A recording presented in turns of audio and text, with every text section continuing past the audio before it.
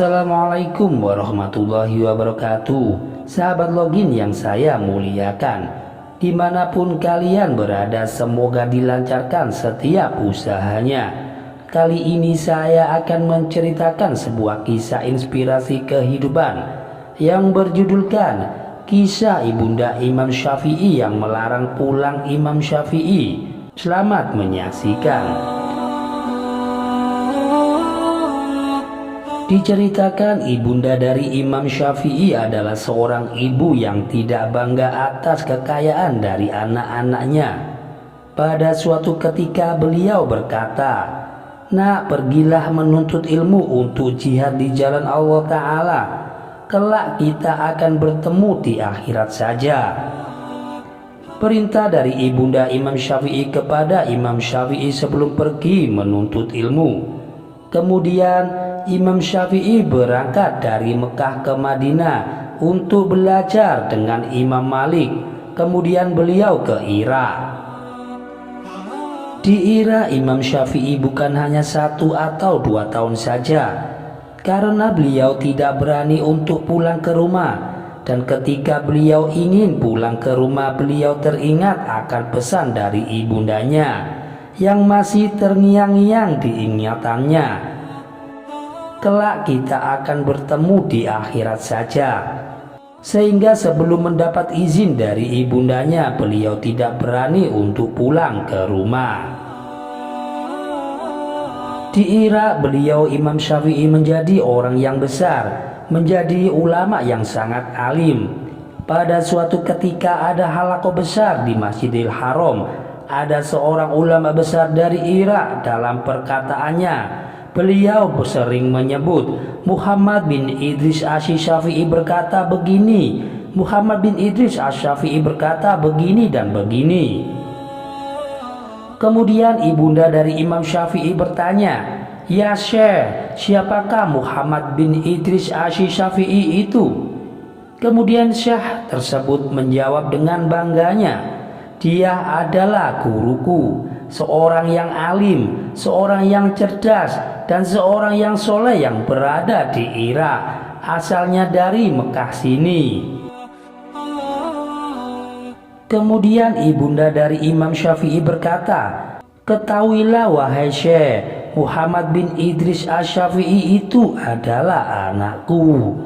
Syekh itu pun kaget dan tercengang. "Subhanallah, wahai ibu, benarkah hal itu?" "Iya, memang benar. Dia adalah anakku," jawab ibunda Imam Syafi'i.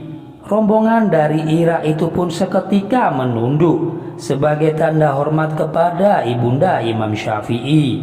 Kemudian Syekh tersebut berkata, "Wahai ibu, sepulang dari haji ini kita akan kembali ke Irak. Apa pesan engkau kepada Imam Syafi'i?" Kemudian ibunda Imam Syafi'i berkata, "Pesanku kepada Syafi'i sekarang, jikalau dia sekarang ingin pulang, aku mengizinkannya untuk pulang."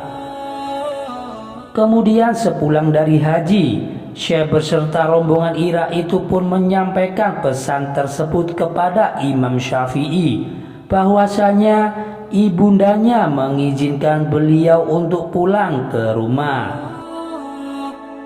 Mendengar pesan tersebut, air mata beliau pun berlinang, terharu dan merasa bahagia. Ini artinya Imam Syafi'i masih berkesempatan bertemu dengan sang ibunda tercinta di dunia ini.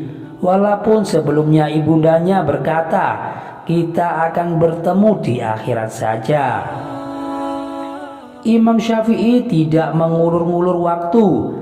Beliau pun berkemas-kemas ingin sesegera mungkin untuk bertemu sang ibunda tercinta di Mekah. Sebelumnya Imam Syafi'i berpamitan ke warga Irak setempat. Dikarenakan kealiman dan kemasyhuran beliau di Irak, masyarakat yang mencintai dan mengagumi beliau Imam Syafi'i merasa bersimpati kepada Imam Syafi'i dengan memberi apa yang mereka punya dari kekayaan mereka. ada yang memberinya unta, ada yang memberinya uang dinar, dan lain sebagainya untuk sekedar bekal pulang ke rumahnya. Akhirnya Imam Syafi'i pun berangkat untuk pulang ke rumah dengan membawa puluhan unta yang dikawal oleh beberapa santri beliau. Sesampainya di perbatasan kota Mekah, Imam Syafi'i mengutus seorang santrinya agar mengabarkan kepada ibundanya tercinta bahwa saat ini beliau sudah di perbatasan kota Mekah. Hal seperti ini termasuk sunnah, yakni mengabarkan ke rumah ketika seseorang yang mau pulang supaya pihak rumah mempersiapkan sesuatu, bukan malah membuat kejutan atau surprise. Kemudian santri Imam Syafi'i pun mengetuk pintu rumah. "Siapakah itu?" tanya ibunda Imam Syafi'i. "Saya adalah santri dari Imam Syafi'i yang diutus beliau agar mengabarkan kepada Anda bahwa Imam Syafi'i sekarang sudah berada di perbatasan kota Mekah," jawab dari santri Imam Syafi'i. Lalu ibunda dari Imam Syafi'i berkata, "Syafi'i membawa apa?" Dengan bangga santri dari Imam Syafi'i menjawab, "Imam Syafi'i pulang dengan membawa puluhan unta dan harta yang lainnya." Mendengar penuturan santri Imam Syafi'i yang polos dan lugu itu, ibunda Imam Syafi'i menutup pintunya sambil berkata, "Aku menyuruh Syafi'i ke Irak bukan untuk mencari dunia. Beritahu kepada Syafi'i bahwa dia tidak boleh pulang ke rumah." Menuruti perintah ibunda dari Imam Syafi'i, santri Imam Syafi'i itu pun gemetar dan berkata kepada Imam Syafi'i, "Wahai Imam, ibunda Anda marah dan menyuruh Anda untuk tidak boleh pulang ke rumah sekarang." Lalu Imam Syafi'i berkata, "Mengapa bisa demikian?" Santrinya pun menjawab, "Wahai Imam, sesungguhnya ibunda Anda bertanya kepada hamba, Syafi'i membawa apa? Kemudian saya berkata bahwa Imam Syafi'i membawa puluhan unta dan kekayaan lainnya. Sungguh kesalahan besar dirimu jika engkau menganggap ibundaku akan bahagia dengan harta yang kubawa ini. Baiklah, sekarang kumpulkan orang Mekah dan bagikan semua unta dan kekayaan lainnya pada penduduk Mekah, dan sisakan hanya kitabku. Setelah itu kabarkan lagi kepada ibuku," ujar Imam Syafi'i kepada santrinya. Santri Imam Syafi'i itu pun menurut apa yang diperintahkan oleh gurunya. Lantas ia kembali ke rumah Imam Syafi'i untuk menemui ibunda beliau.